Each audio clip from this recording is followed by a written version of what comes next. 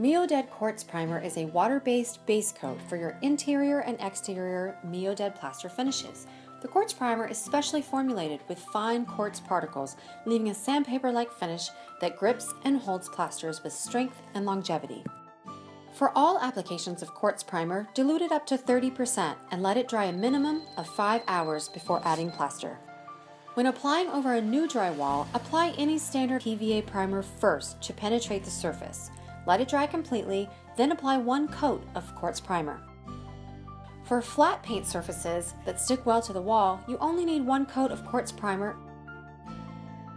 For walls covered with satin, glossy, or eggshell paint, lightly sand a little before applying one coat of all-purpose primer. Dry completely, and then one coat of quartz primer. For exterior or brown coat plaster, only one coat of quartz primer is needed.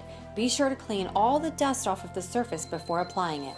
Let the quartz primer dry for a minimum of 5 hours before adding paint or plaster.